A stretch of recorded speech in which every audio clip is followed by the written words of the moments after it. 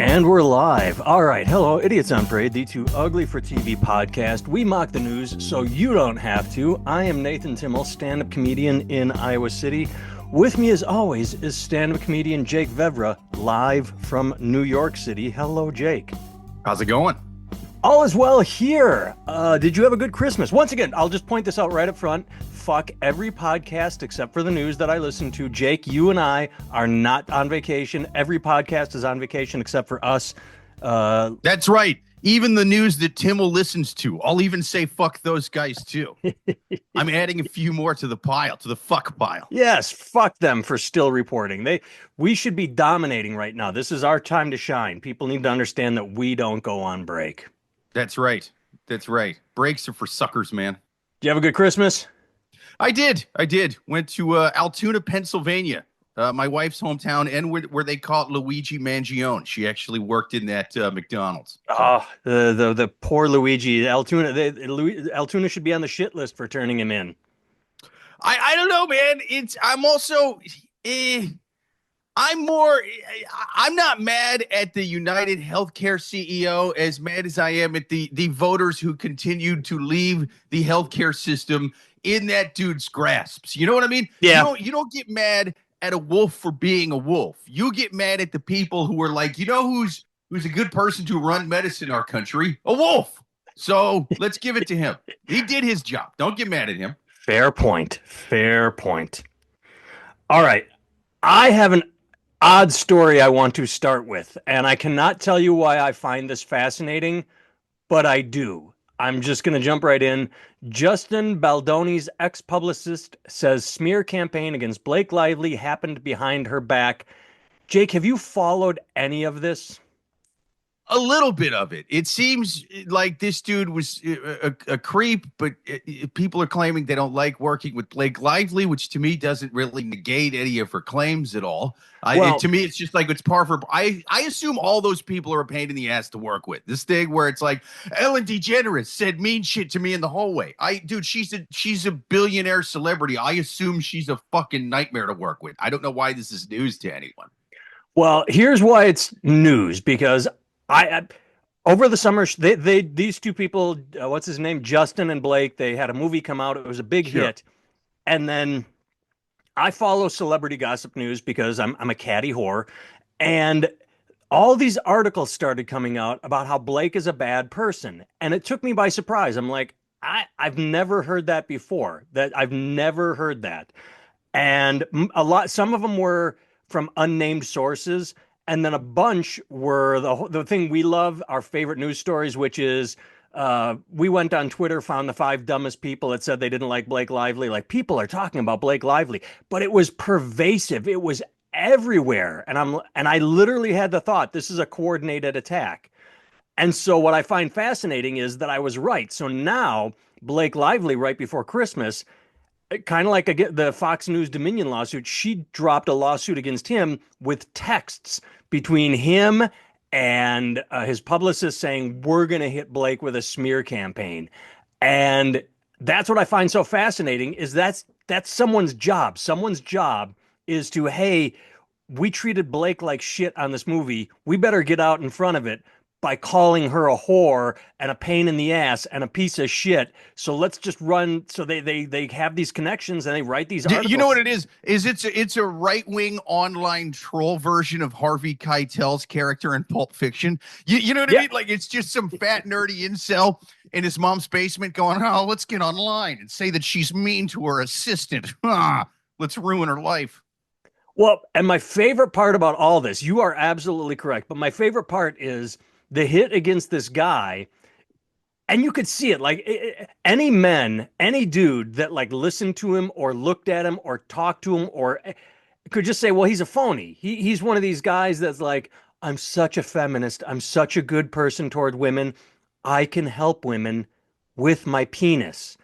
And like, that's what it turns out to be, is like he champions himself as a super feminist, while at the same time casually like, oh, look at this pornography here. This is so degrading to women. Blake, look at this nude woman. Isn't this degrading? Or, you know, like the weird fine line where So I never actually followed it closely enough to, and I know I probably should have looked into this before the show. No, like I thought said, knew I have a little stupid more. obsession with it. So this is on me, not so you. what are the actual, because I heard sexual harassment, right? I heard he was getting that from not just Blake Lively, but like his publicist. Yeah, or other something, people. So right? that's what I'm saying is once her lawsuit dropped, then his ex-publicist came forward, and they haven't confirmed it, but she's probably the one behind all the texts Blake has. Like, fuck it, I'm gonna take everything they did in private and give it to her. And then his podcast host, like say something happened against me, and you immediately quit and said Timmel's a fucking asshole. He's always been an asshole. Fortunately, we're pretty much open about the fact we're both assholes. But you know, it's Sure. just like Blake was the tip of the spear. I would throw you under the bus for background work in one of Blake Lively's movies. I really would. But, so I empathize with the trolls. But no, what is, so I was reading sexual harassment, but I couldn't get details. What are they saying he did? All of this shit is like it's sort of vague terms. It's like it's a lot of inappropriate comments. It's a lot of inappropriate comments, like body image talking, or like I said, apparently where like showing images of nude women, like, oh, look at her, that's so degrading. It's like, you don't need to show that to anyone. All right, so like it's like just a wildly inappropriate at work. Yeah, it's not like touchy, like he was grabbing her, but one thing she did say that they had to have a meeting because he kept adding sex scenes to the movie. Like, she got a script and said, I agree to film this script. And then like, hey, today we're going to do another sex scene. I need to grab your breast and lick your coot, whatever it is, you know, like she's it's a movie about Santa Claus. What is this? What's that? I said, it's a movie about Santa Claus. What is this shit? We don't need, no, the elves don't need to be fucking every other scene. This is crazy. Just one tasteful elf fucking See, scene. that to me is a little more egregious than the comment. I don't know, man. Anything that like steers into the realm of like, do this or you're fired kind of thing. If it's inappropriate comments, I'm not saying it's right. I'm not saying it's excusable, but it's in the realm of like, all right, this is just an annoying dude at work kind of thing. Again, I got to know what the comments are, but for the most part, but it definitely in terms of the allegations against her, they seem light enough to where I'm like, who got, because when they started holding people accountable in Hollywood, it started off as like, oh, this guy's like a rapist. You know what I mean? Like, I think he had people killed, shit like that. And then it was like, he's touchy. He's always like groping people. You know what I mean? And then it was like, he's always saying really fucked up shit. And then it's somehow gotten all the way down to like, I don't like the way she talks to me when she asks me to get her coffee. She's out of her mind, you know? And so I feel like definitely the Blake Lively accusations are a little more on the I don't like the way she talks to me in the morning kind of thing from the assistant.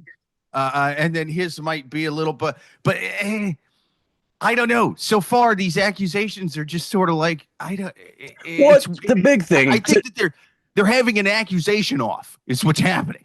Kind of. Sophie and Ken, we're talking about, I don't know who the guy is. He came out of nowhere with the film. We're talking about the Blake Lively, Justin something or other.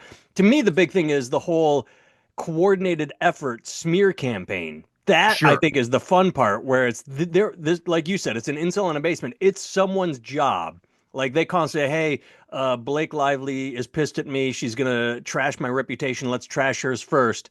So they literally write articles and spread it everywhere saying she's a horrible. That to me is what's fascinating, that's actually a job, that they get out in front of it by, you know, just like smear campaign. Like, it is, but you know, it's making me feel bad for the hard work and smear campaigner, because he really didn't have that much to work with. I'm just saying, if the worst thing you can say about, and it's your job, it is your job to dig up / make things up about somebody as she's kind of rude at lunch. I don't know. It's, you know, you say hi and sometimes she doesn't even make eye contact. Like, if that's what we got here, then she's better than Mother Teresa, as far as I'm concerned. If the smear campaigners, if the smear campaigners, the smear campaignologists, if these people, if that's the worst they can dig up on you, then you're doing pretty good. Well, I mean, because to me, right there, like you said, the article, oh, she was mean. She didn't talk to the extras between takes or whatever. It's like, say it's true. Say it's absolutely true. Say that is 100% true. Are we dealing with a beautiful, rich celebrity actress? Then yes, that is part of the course. That they don't talk to people, or a lot of Hollywood celebrities. I mean, can we just go back to the days where we assume that every one of the stars in the movies we like is a total fucking monster to the waiter when they were I've always just assumed that. Yeah. And then, they're coming out with like exposés on people. And I'm like, oh, they're going to, it's going to be some kind of Diddy situation. Nah, just a bit of an asshole. And you're like, well, I assume they all are. What is this? I work. Ocean wet as the sky blue. Yes, then rich celebrities in Hollywood will be kind of stuck up. When I lived in Los Angeles and worked on film sets, most were just normal people. It was actually a little odd to run into an asshole. Like Charlize Theron came on set. She was dating a guy she wasn't like Charlize Theron like she is today. She was still like a celebrity. She was just a super nice person. Sure. I didn't talk to him, but I was on a set with Brad Pitt doing the Heineken commercial, and he was just standing around like a normal guy.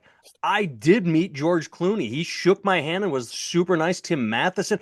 The assholes are actually rare, so maybe that's why it's a big hullabaloo. I guess it does make sense, and I guess you got to be more in the age of like anybody can get on their phone and tweet George Clooney was a fucking asshole to me just now. So I guess you sort of have to be. And plus, in that world, you never really know like, is this person gonna blow up into some huge producer 10 years from now kind of deal? Right, so, right. Why the hell burn a bridge over nothing? Well, that's a possible bridge that you don't know is there. That's the funny part of all this. I would love to know what was in the back of their mind going after Blake Lively. Who is she married to? Only Ryan Reynolds, like super billionaire marketing guy with minimal, like he has his own marketing company. So you're gonna go after her? Good luck, dude. He's gonna get all of the aviation gin people to just smear you back. Exactly. All right, so that was the fluff piece to get it out of the way. I don't know why I like it so much, but I found that story interesting. Let's do another fluff piece.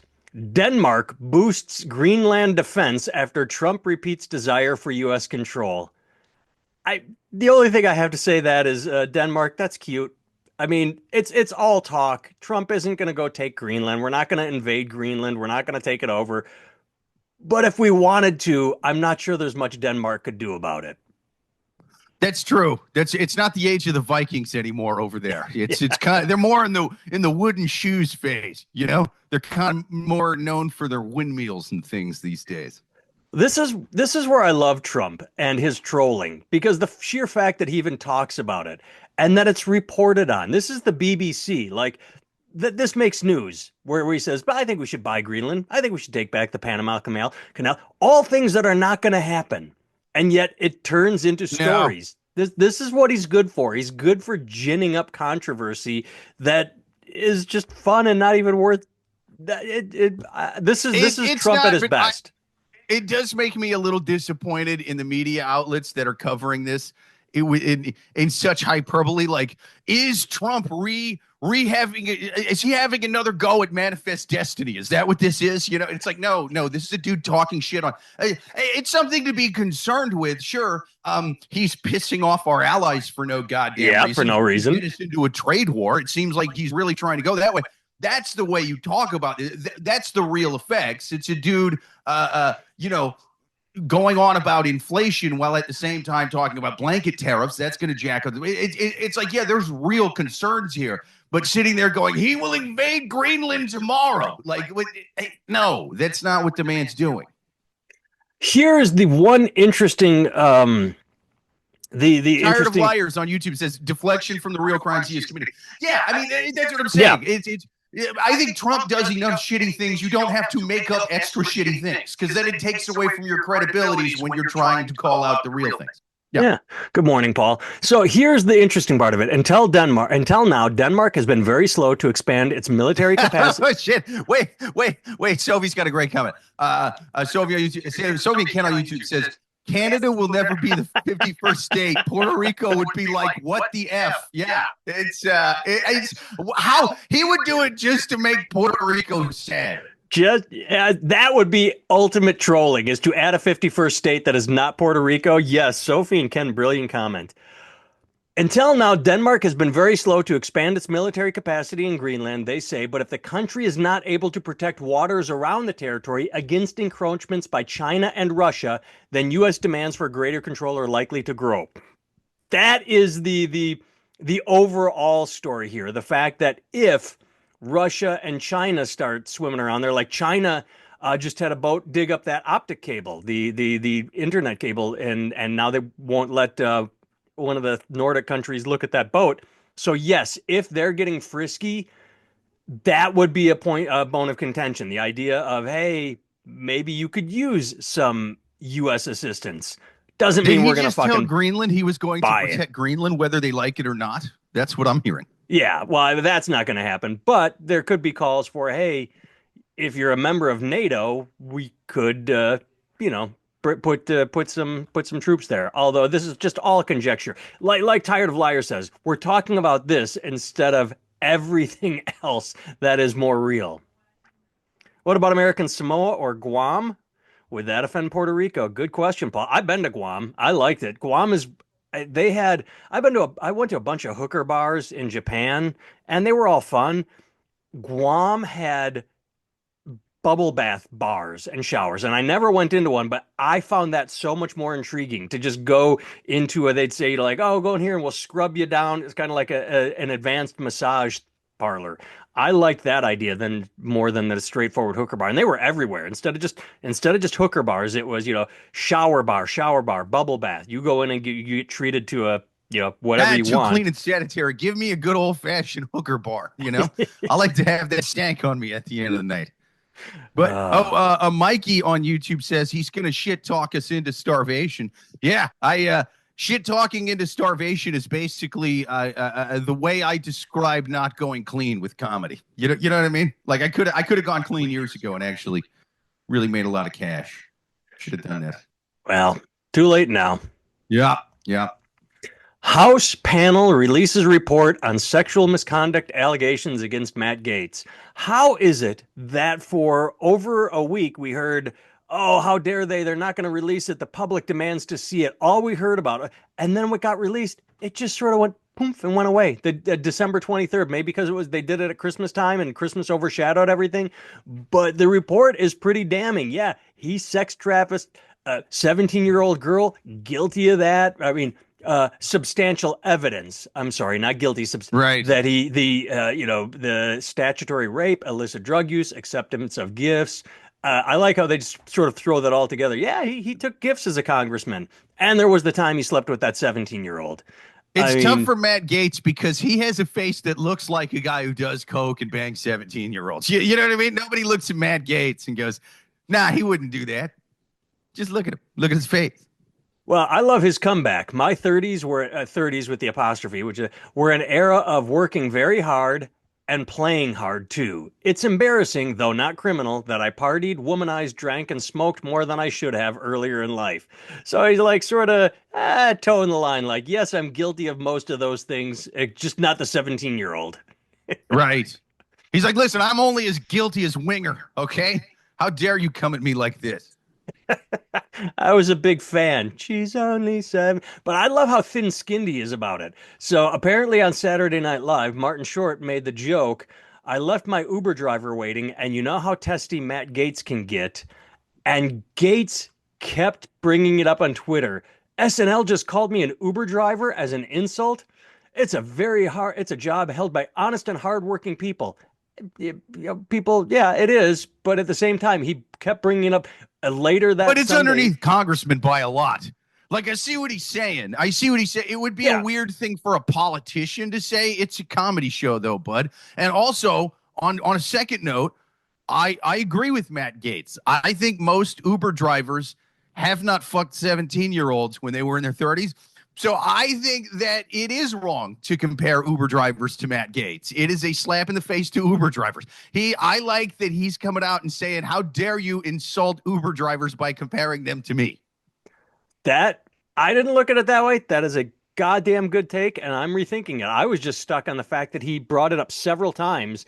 Uber drivers greater than SNL. He wrote later. He apparently really this got to him. This got to him. But I mean, I would leave my daughter with an Uber driver before Matt Gaetz, for sure. Yes. Yeah, because you can put it on the app and you can trace her, you can follow, you can know who she's with and when. With Matt Gaetz, you don't know what she's going to be ingesting. You don't know what he's going to try. That's right. After 10 p.m. on a weekday, that man goes from the apps to the dark web. There's no telling what's going on with old Gaetz. What I would like to know is he's married now. What is she like? Why does she stick around? What is her deal? Like, how damaged is she that she's going to defend him through all of this? Or does she just honestly believe no, you were, then again, Hunter Biden is, that's what I never said. How do Hunter Biden and Matt Gaetz not have a reality TV show? They should, but I will first answer the question of, I think they should have a reality TV show together. Yeah, that's what I'm saying. Together. Matt Gaetz and Hunter Biden should just bar hop across the world and just have adventures. Yeah. It'd be like oh my goodness, I'm drawing a blank on his name. The chef that committed suicide. Anthony Bourdain. Yeah, Bourdain, only with beer and drugs. And parts unknown with Matt Gaetz and Hunter Biden. I think they should just keep the show going. I think just, season 17 or whatever, the Matt Gaetz and Hunter Biden take it over. I want to see them go to Thailand. I want to know what kind of trouble they would get into in Thailand. Oh yeah. Yeah. They would party so hard that Thailand would be like, normally we're down with pretty much whatever. We're building a wall now in Thailand. We're done with tourism and foreigners and all that stuff in Thailand. These guys ruined the whole thing. That would be true. Got some good comments here. She's probably a freak like him, has a Beetlejuice fetish, but probably likes him for his wallet. Yes, it is one of the truest stereotypes that you go into Congress poor, you make connections, and you come out rich. So even though he's not in anymore, he has connections. He can... Yeah, I was going to say, that's the obvious thing. If believe me, if Matt Gaetz or Hunter Biden had my bank account, they would not be married anymore. They would be in a jail cell divorced. That is what would happen to both of those guys. Yes. Because normally when you fuck a 17-year-old in your 30s, the question isn't, well, should we release the report and embarrass him? It's sort of like, well, how much time is he doing? Is he doing like a decade, 2 decades? What are we talking here? Yeah, you become a registered sex offender immediately, not hey, well, he's not a member of Congress anymore, so we have no cause to release it. No, you're not on Cameo like most pedophiles are not on Cameo. I will say that. Most. I like how you qualify that. Most. I'm sure there's plenty. Yeah. I want to get on Cameo and have Matt Gaetz for $500 say happy 17th birthday to my niece. I just want to see if he'll do it. I don't have a 17-year-old niece, but I will someday. So I would like to have that on the back burner from Matt Gaetz. I just want to see if he'll do it. I think that would be fun. I want to get him to sing the Winger song to my 17-year-old niece. Will he do it for $500? All right. Today's episode, this is a tweet of "We fucking warned you." The New York City firefighter unions that supported Trump and Republicans are furious at the House decision to strip funding for the 9/11 healthcare program. What did you expect was going to happen? This was going to go no other way. Jon Stewart from The Daily Show has been fighting this fight for decades. He's been, and this is not new. I just love. Was it a couple weeks ago we talked about the steel workers, the union steel workers that said, we support Trump, and he got elected. And the first thing he said is, I don't like this merger that's going to save this steel company. And they're all like, how can he do that to us? How can he do this to us? And it's the same thing. Do you not know who you're voting for? Do you not? It's beautiful. The I mean, next even four just Trump, years are going to be like, so fucking interesting, and I love that Musk and Republicans are now fighting over the visas for workers. oh yeah, well, it's a. I think it's going to split the party pretty good, man, because it's hard to have a message platform where you're sitting there going, we want to keep American jobs for Americans, and then some of your guys are going, well, except for the really good paying jobs, though. We need people that are good at those jobs, so we're gonna look outside the country for those. Not just that, but college is overrated. College is a liberal bastion. We should, and you don't need to go to college. You should learn a trade. Stop going to college. Oh, these are the best people because they have an education. I saw it's you're talking out of both sides of your mouth, and especially when I can't remember if someone was asked it, but you're like all these politicians that are saying college is overrated are also fighting to get their kids into private schools and the best colleges. Like a little mixed message there. Yeah, it's Ugh. pretty well. I will say that they're both kind of right in terms of college being overrated. It Yeah, is they for are. the most part, unless you get them into one of those like Ivy League, Yale, Harvard. They're in Skull and Bones. They're blowing Geronimo's corpse or whatever in some secret thing. Because then it's like you have connections for life. It's not about like Right. what's the Right. skills you get here. It is for certain things. Like if you want to be a medical doctor, you can't learn that on YouTube. I mean, I'm sure we're getting there. It's a rough road we're going down, but for the most part, the schools they're trying to get their kids into, it's not about what are they going to learn here. It's about what are the connections they're going to have. I was talking to a guy that went to like one of these old school, like he came from money and went to one of these old school Ivy League schools, and he was talking about, look, man, the two things that I got from going there, I don't remember what his major is. He wasn't like a medical doctor or something, but he was like, look, they teach you, it gives you two things. For one thing, you can write really well. Like Yeah. if you just write a letter to anything, it's going to sound like great.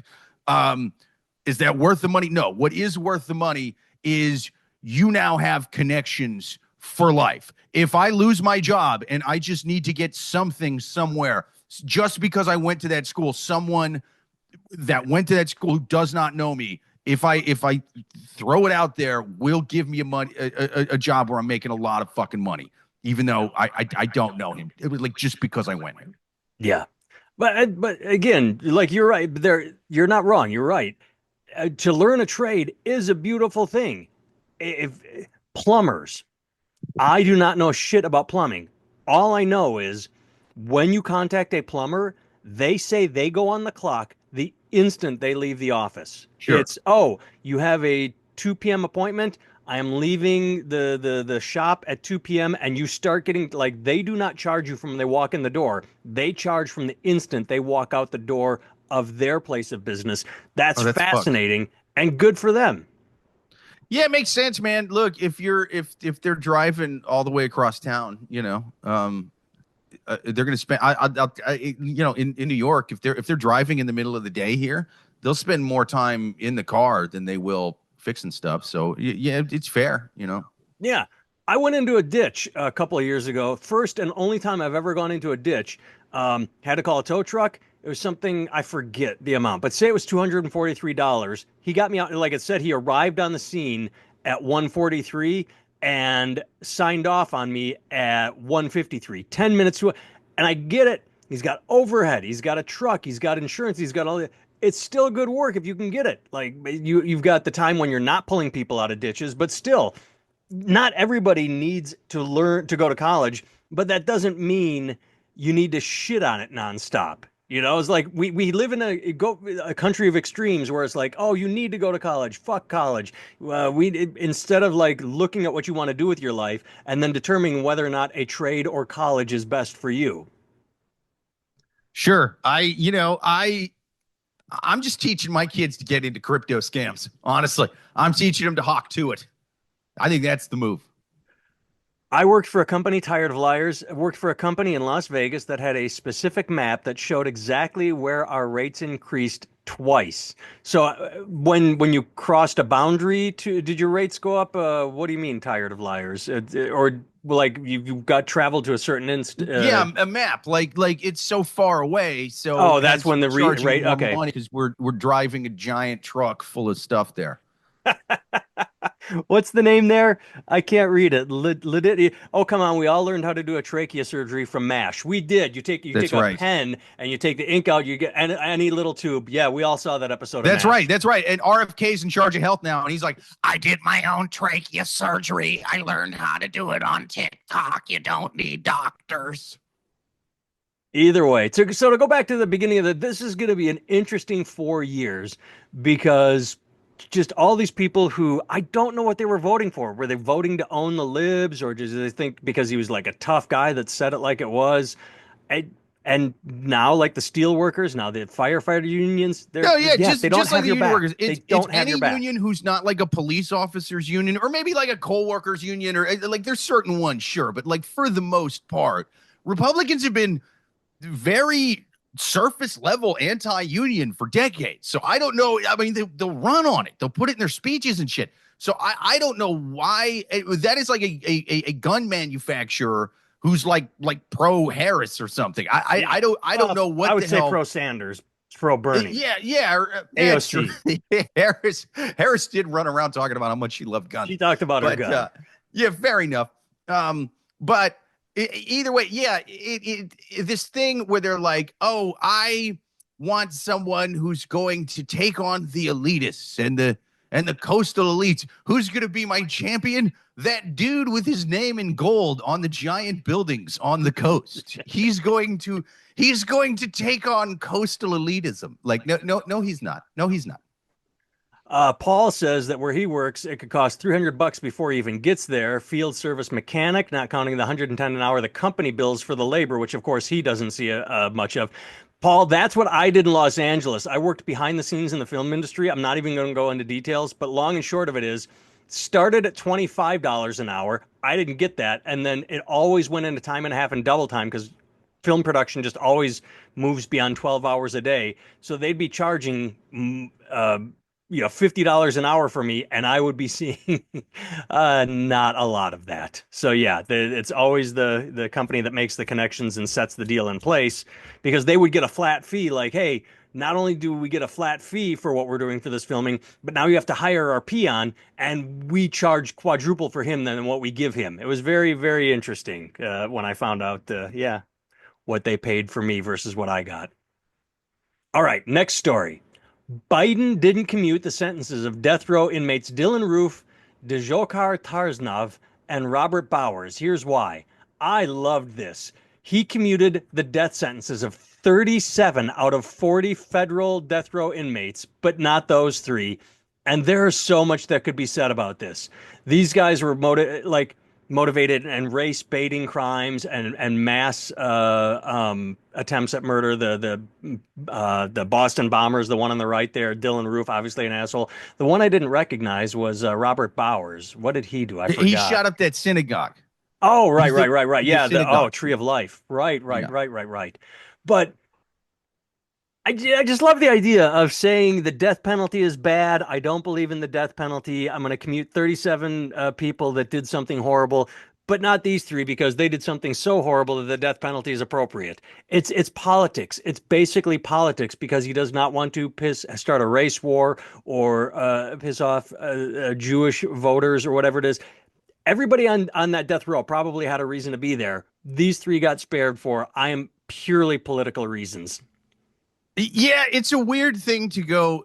I think we're either for the death penalty in some cases or we're not. It's a weird thing to do. Well, I'm getting rid of the death penalty at a federal level, unless what you did was really bad. Like, right. Hey, we're not executing any of these people for parking tickets. What are you talking about? Like, oh, this guy that strangled the kids, oh, he didn't do it for racial or religious reasons. He did it because the voices in his head told him to strangle people. Like, well, yeah, but that still ain't great, right? Exactly. Like, what are we talking about? Furthermore, those three that got spared. See, this is the main reason that I don't really get. I don't really get too impassionate about the death penalty debate, is because I think that life in prison, for the most part, unless you're part of some really big, powerful prison gang and you can kind of run shit in there, yeah. For the most part, life in prison, way worse than execution. I think it is the same as execution. It just takes several decades. That's to me, that is what life in prison is. So where you sit there and go, these guys, they really deserve to die. So we're going to give them the death penalty because what they did is so bad that we can't just merely give them life in prison. What the hell are you talking about? Those three guys, especially, I will argue, are not going to be popular in prison. You know what I mean? Yeah. Like the guy that shot the church up, the guy that shot the synagogue up, and the Boston bomber are not making a ton of friends in there.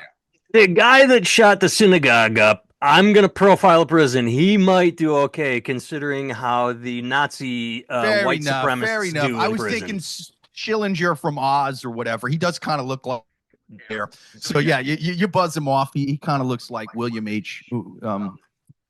Simmons or whatever. Yeah. But I just love the fact that it's purely political, that it literally is the idea that I don't believe in the death penalty, except for, like you said, these three. But what I do love is the fact that then Trump had to come out because, again, we're such a divided nation that if one side says something, the other has to say. And Trump came out and said, I'm going to just start fucking killing everybody. Like, he said, somebody goes on death row on my watch, I'm killing them. Again, and the thing is we have so many appeals in this country for death row that it ends up being extremely lengthy expensive and more expensive than and so it's not cheaper and you do need those appeals because they do exonerate people who it turns out they were innocent. Right. So this isn't just some fucking shit where it's like, oh, let's just cut out the useless lefty appeals and stuff. Like there's a reason they're in place and they have saved the lives of innocent people. So you got to have them. But then it's also like it's really apples and oranges, or tomato. I guess between execution and life sentence to me. I'm like, dude, a life sentence without the possibility of parole, in my eyes, is the same as execution. It's just taking many, many, many decades. And there's a lot more butt sex. Yeah. None of that sounds appealing to me. So if I was on death row or whatever, and they said, Jake, right now, we will. You've been found guilty. They found all these heads in your fridge. No DNA is going to save you. You blacked out on tequila, and you get nutty when that happens. You ate all these people. You're either going to get a life sentence, or we give you a hot shot right now. I'm like, give me the fucking hot shot. Let's go. All right. We're running out of time on the recorded broadcast, so I'm going to wrap it up here, and then we'll turn to the live chat. We just got a good comment in the live chat, which I'll bring up. But I wanted to say this before we go. I sent you. I didn't want to talk about the story. I just wanted to send it. The headline. Where is it? Prayers and tears mark 20 years since the Indian Ocean tsunami that killed some 230,000 people. If you have the Nat Geo channel, I think it's under Disney's. They did a 4-part documentary on the tsunami. It's pretty good. I just wanted to recommend people watch that. Didn't really want to talk about it, but just to recommend you watch the Nat Geo documentary. I didn't realize that many people the Boxing died Day in that tsunami. thing. That's crazy, man. What? You remember, the right? Tsunami. I didn't realize that many people died in that tsunami. Yeah, I thought it was more than that. But all right, we got to sign off the recorded version. I can be found at nathantimmel.com. Everything is there. T-shirt store, link to the special, everything, link to my Amazon. I wrote a book. Jake can be found at Jake Vevera on all social media, including YouTube, where he has his own 1-hour special, Unalived by Dog Pills. And if you are listening to this and ever wondering what our live broadcast is like, you can check it out live on YouTube. We generally record every Sunday between around 11 a.m. Jake had to go a little early this week because he's moving. But there we go. All right, we're signing off the recorded version. You gonna hit me with a zinger? Joe Biden should exonerate Blake Lively. There we go.